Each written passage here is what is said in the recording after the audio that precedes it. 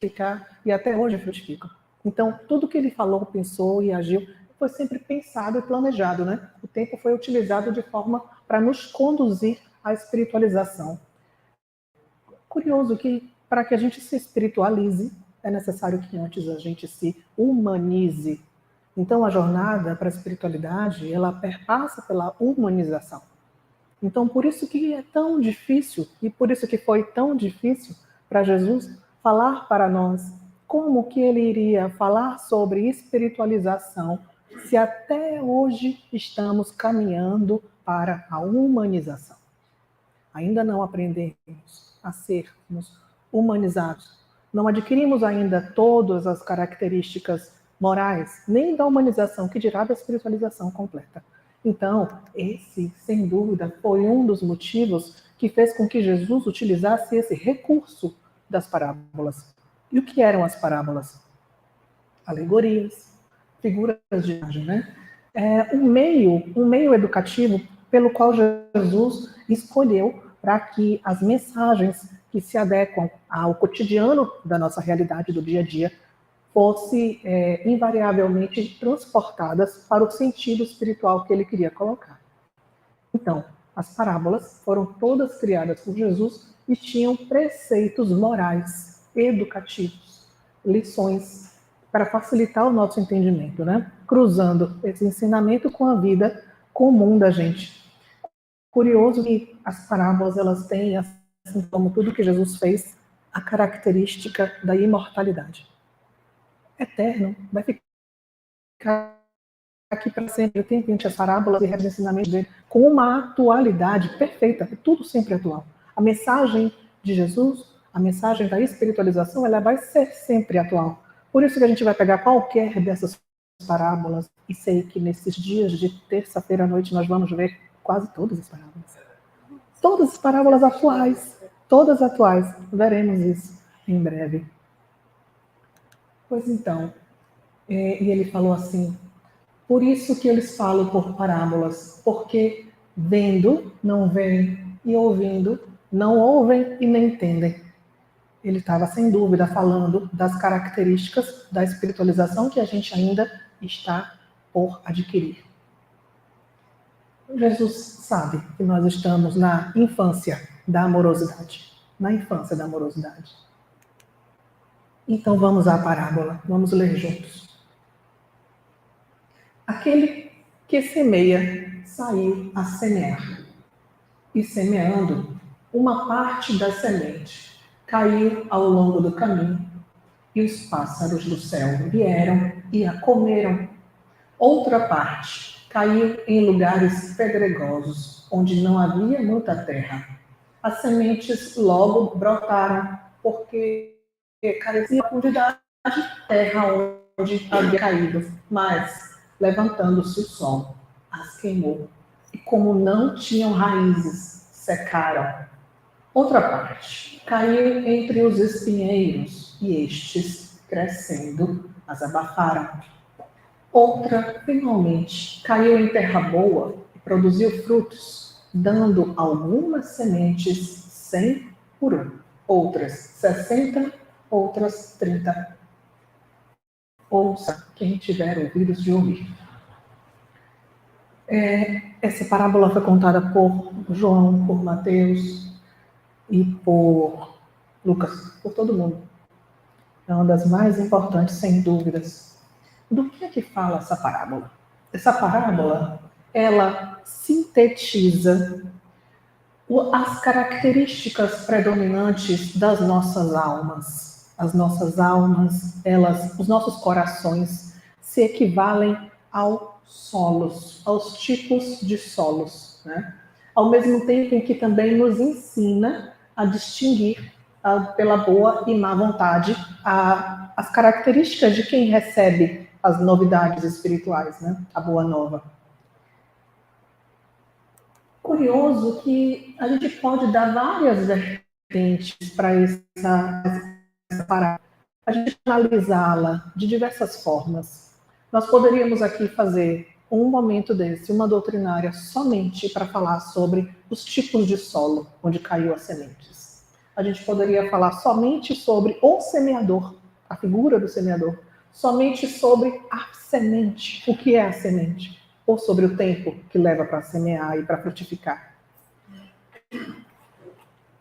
A gente precisa fazer escolhas, e eu escolhi falar um pouco sobre tudo e deixar que o nosso coração defina qual o ponto e a característica dessa parábola vai atingir a gente de forma mais especial. Então nós vamos hoje perpassar por todos esses pontos. E a gente vai sentir no nosso íntimo o que vai brotar. Qual semente vai ficar guardada no coração de cada um de nós. A semente. O que é a semente? O que é essa semente que o semeador estava espalhando? É a palavra de Deus. A semente é a expressão divina que flui através de nós. Ser semente, espalhar a semente, espalhar a palavra de Deus. Como é que a gente faz isso? Como é que a gente semeia sendo semente? E porque quando a gente semeia, a gente também se coloca como semente naquele coração que a gente alcança. É quando a gente consegue deixar fluir por todos os nossos canais a expressão da divindade. Isso é ser semente. É quando a gente consegue alcançar o outro, não o outro vendo apenas a nós. Jade, acha, não. É quando o outro consegue olhar para nós e ver Deus, ver a expressão divina em nós. É o que acontece com Jesus. Porque quando a gente olha para Jesus, a gente vê Deus. A gente vê a amorosidade profunda. A gente vê o acolhimento verdadeiro. Então, a semente é a palavra. A semente é o próprio Jesus. Não é à toa que se diz, e o verbo se fez carne. O verbo é Jesus. E se fez carne. E que palavra é essa? É a palavra de Deus, é a expressão de Deus. É o próprio Jesus. E a gente pode ser isso. O convite é esse. O convite é esse. É para que sejamos a expressão divina. E a gente é. Muitas vezes a gente é. Quando a gente for falar aqui do semeador, a gente vai ver que a gente semeia muitas coisas e a gente muitas vezes é. E a proposta é que continue sendo, né? Portanto, o solo. Analisar os solos, os tipos de solos, é analisar a perspectiva, né, de como a palavra alcança cada um dos nossos corações. Então, a diversidade dos nossos corações é essa diversidade do solo, que em cada lugar que cai, produz efeitos diferentes. Então, por exemplo, a gente precisa estar sempre se questionando qual tipo de solo eu tenho sido, que tipo de solo eu sou ou estou. Lembrando que, graças a Deus, tudo é mutável, né? Nós somos mutáveis e a impermanência é uma característica da vida, ainda bem. Então, a gente sempre pode mudar. Então, às vezes, a gente vai estar vivendo a experiência do nosso coração, estar em um tipo desses solos, e a gente pode mudar e ser um solo fértil. O primeiro solo é aquele em que o semeador estava andando e caiu algumas sementes no chão. Aí os pássaros foram lá e comeu.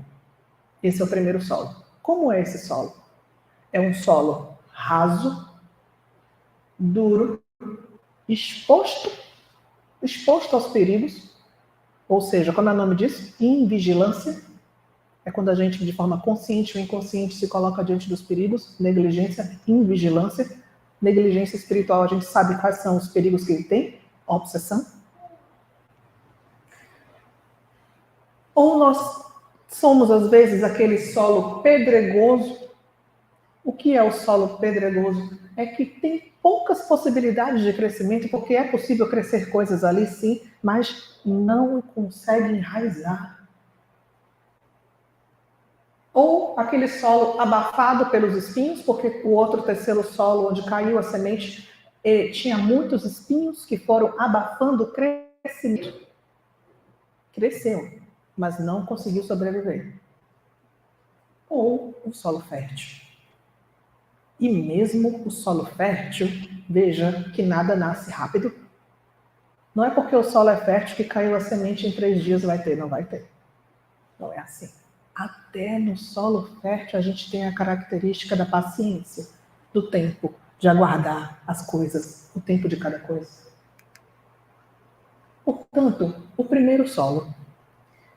O primeiro solo, que era duro, raso, sem profundidade, exposto, são os corações endurecidos.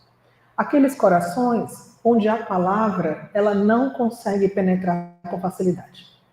A pessoa está ouvindo falar das boas novas, a pessoa está, às vezes, ouvindo uma palestra, às vezes está ouvindo uma pessoa que está falando uma coisa que generosamente acha que vai ajudar, mas a pessoa está com a mente em outro lugar, está ali rezando para que acabe logo, para ir embora, porque não faz sentido, não faz sentido para quem está ouvindo.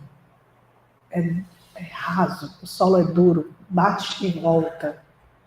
Sequer consegue penetrar a mensagem no coração daquela pessoa. Às vezes a gente está com o coração assim, às vezes sim. Quantas vezes a gente não esteve nessa postura, nessa posição? Esses são corações que não conseguem nem refletir a mensagem que está sendo passada. São aqueles primeiros corações, né? E os pássaros representam a ignorância alheia de outras pessoas que arrebatam os ensinamentos rápido ou até de nós mesmos que nos deixamos levar. E impede que a mensagem floresça. Impede que a mensagem floresça.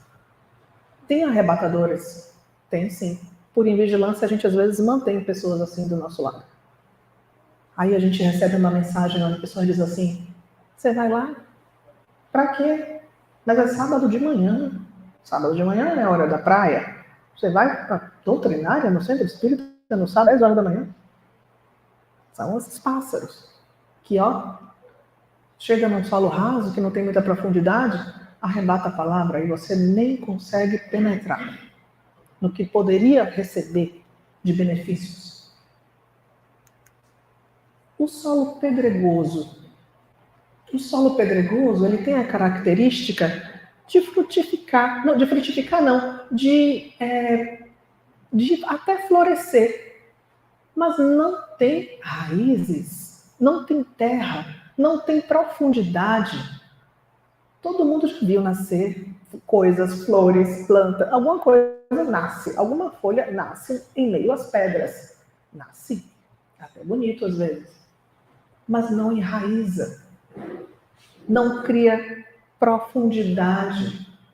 Se chegar uma chuva forte, se chegar um sol escaldante, se chegar a falta de nutrientes, qualquer adversidade externa derruba.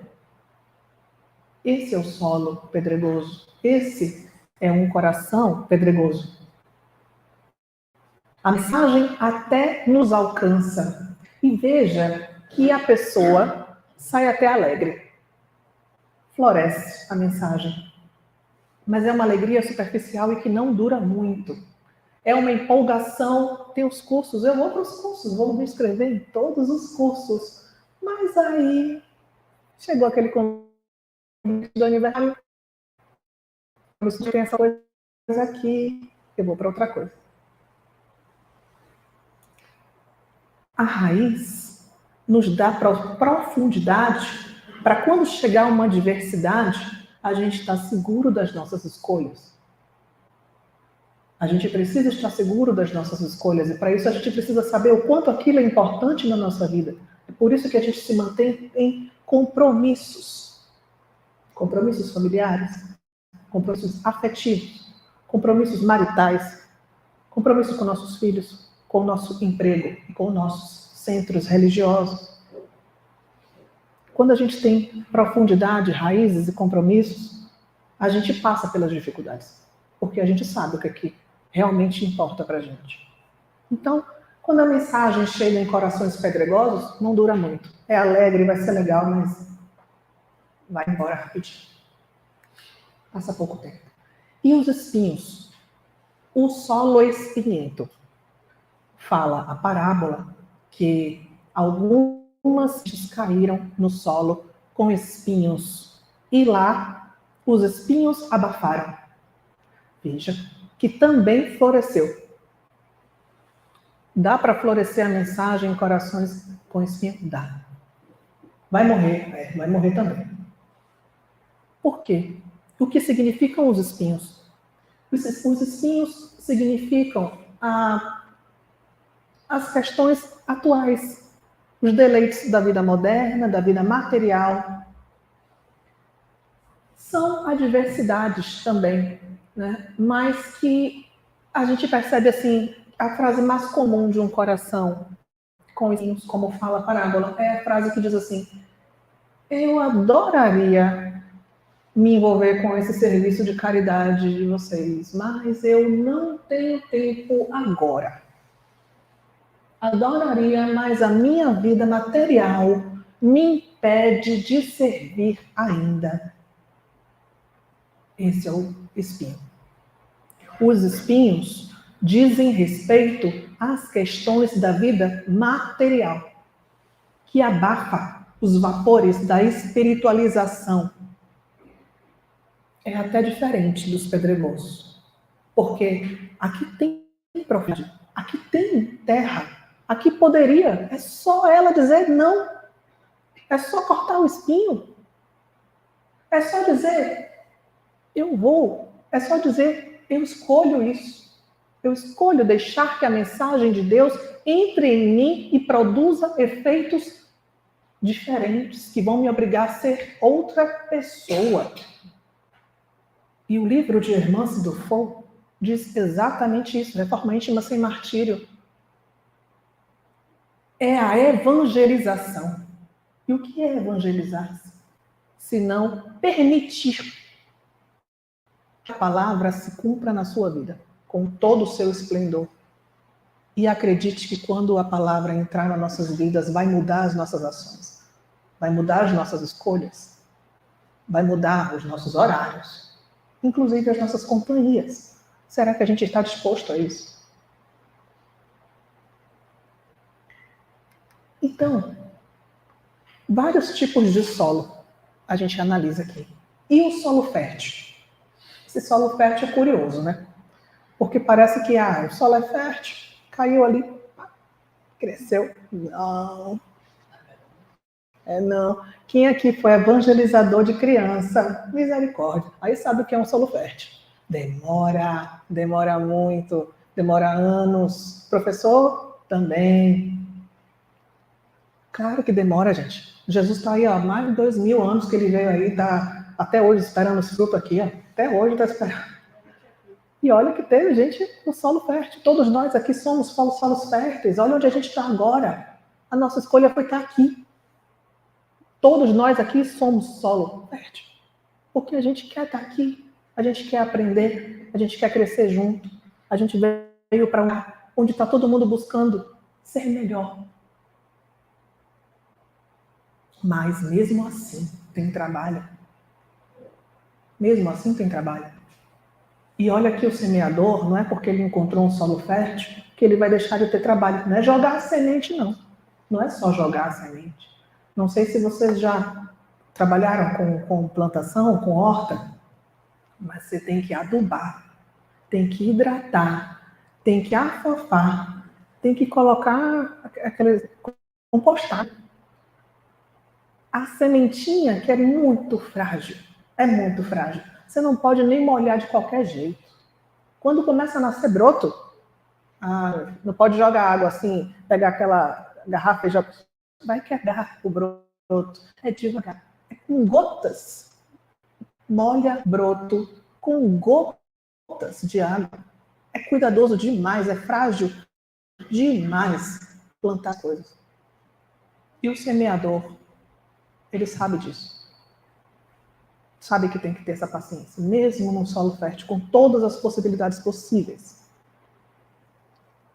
E as reproduções de 100 por 1, de 60 por 1, de 30 por 1, o que é isso? Diz Jesus, no final da parábola, que cada semente produziu frutos. Tudo bem que nem toda semente pode produzir frutos, né? E não cabe ao semeador essa preocupação. Veja que se você é semeador, você não pode ficar lá e aí, cadê o fruto? Não. A sua tarefa é semear.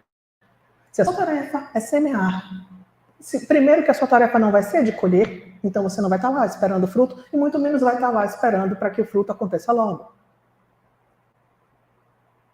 Então, nem todos os terrenos férteis frutificam. Porque nós temos livre-arbítrio e cada um escolhe o que vai fazer. Mesmo que tenha todas as possibilidades possíveis. Nasceu em família espírita, nasceu em família religiosa, teve acesso a todos os livros, mas não quis. Você fez tudo o que era possível, você deu toda a educação ao seu filho que foi possível, mas não foi possível. Não foi possível acolher os seus filhos dentro daquela religião, daquela espiritualização que você desejou, porque ele não quis. Não é porque o solo é fértil que vai frutificar. Mas, se frutificar, pode ser que frutifique de uma semente, brote 100 sementes. De uma semente, brote 60 sementes. De uma semente, brote 30 sementes. E o que significa tanta diferença? É o desenvolvimento de cada semente. Porque quando você é a semente, você está dentro de um nível de desenvolvimento espiritual, de um nível de compromisso espiritual, que faz com que você se dedique mais. Quando você trabalha mais, você produz mais. Você trabalha menos, você produz menos.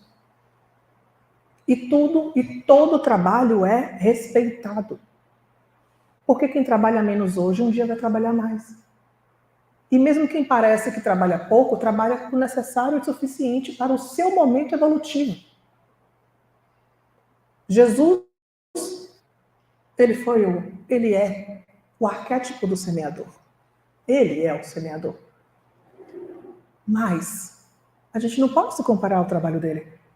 Porque o trabalho dele competia a ele dentro do grau de desenvolvimento dele.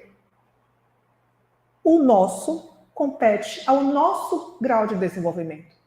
Então, tudo bem se a gente agora só conseguir produzir 30 por 1. Porque dentro de cada grau de desenvolvimento, as pessoas vão produzindo mais. Eu não sou Emmanuel para escrever tantos livros. Eu não sou nem Chico para receber nenhum. Mediunidade, esse tipo de mediunidade eu não tenho. Mas eu tenho outras qualidades. E eu vou exercer a qualidade que estiver disponível para mim. Compreende? Por isso que as frutificações são diferentes, respeitando o grau de desenvolvimento evolutivo de cada um.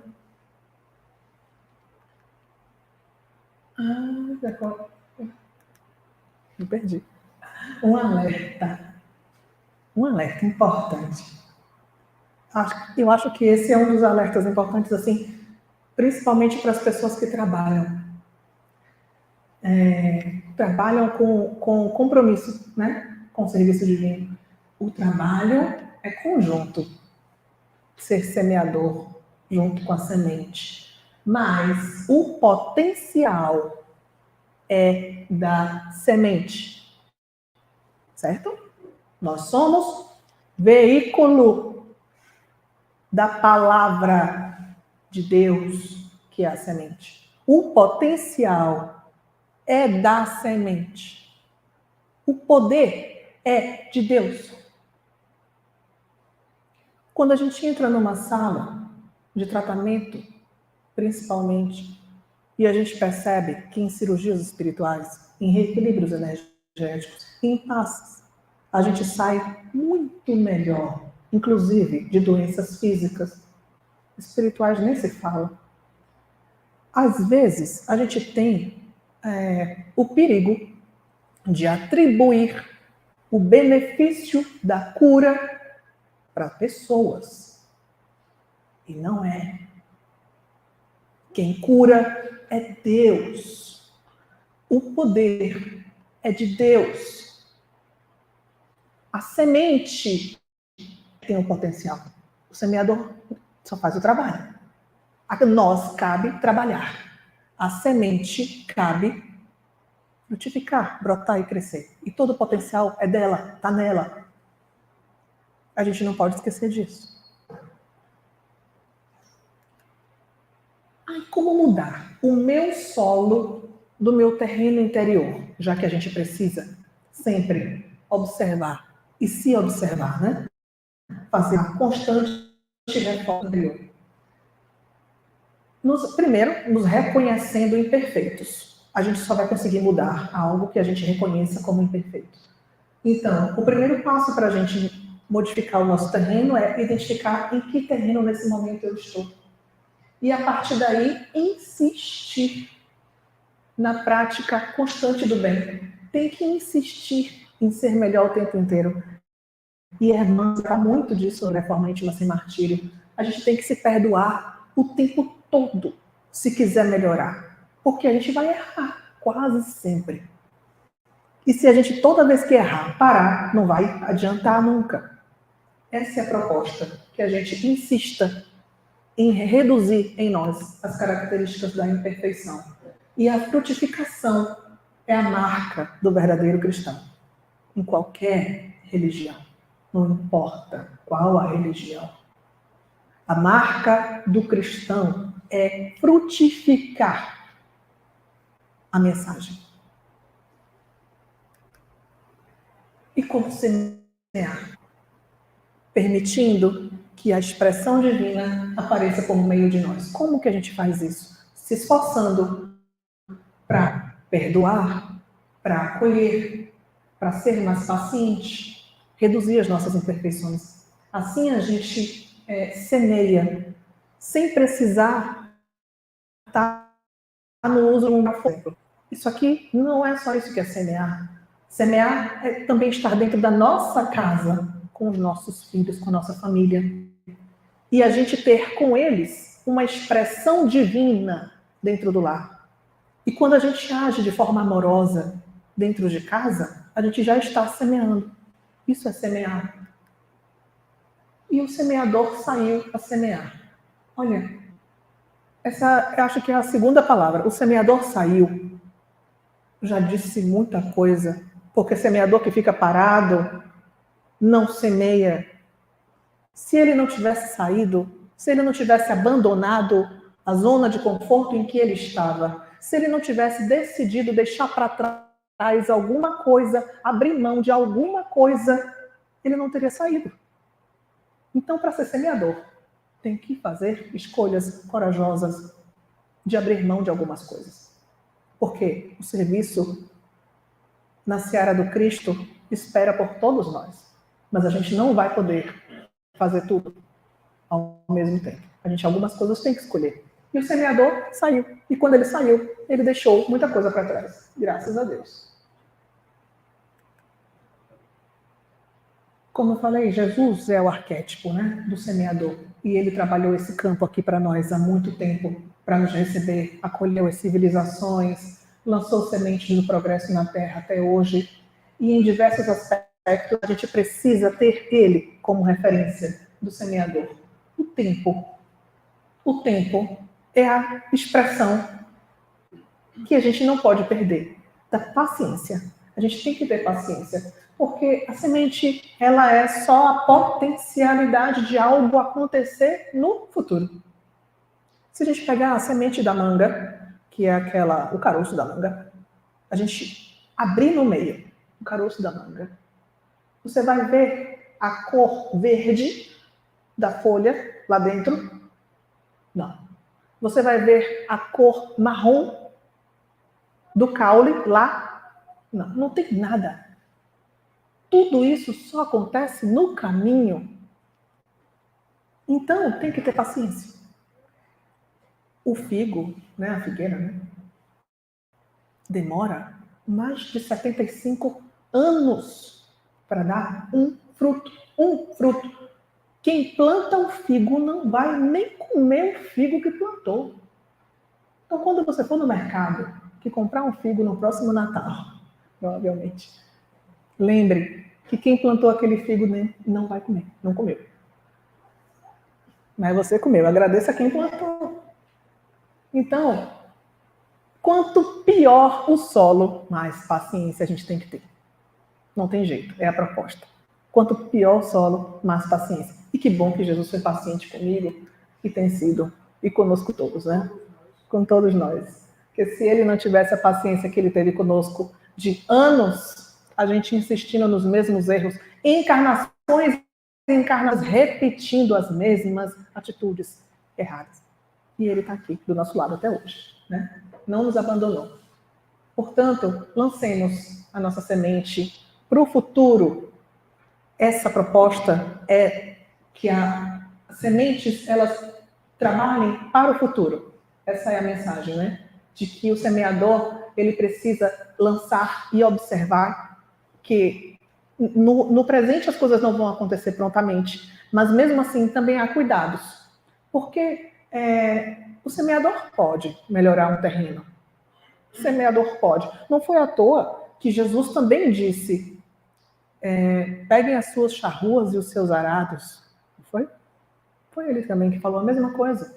E por que ele diria isso?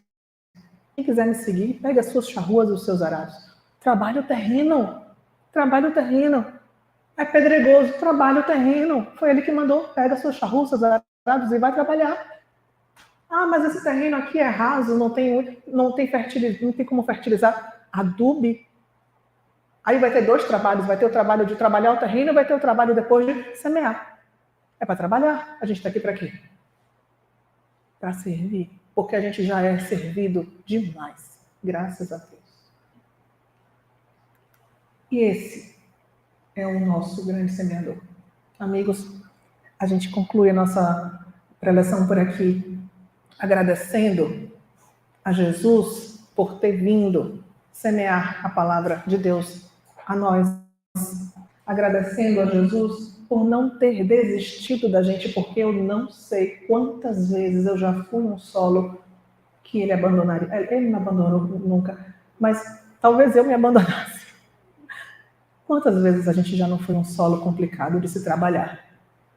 Quantas vezes a gente já não acorda sendo um solo difícil de trabalhar naquele dia e ele não desiste da gente? Ele não desiste do nosso solo. E ele trabalha o nosso solo. Portanto, amigos, quando chegar um arado, sabe qual é o arado? A dor. Quando chegar um arado para nós, agradeça. Porque benditos são os eleitos do Senhor, aqueles que sofrem. É por isso. Porque sem sofrimento e sem dor, não tem arado na terra para ser trabalhada e se tornar fértil, para florescer a semente do Evangelho. Obrigada a todos. Nós te agradecemos. Vamos merece palma aí, né?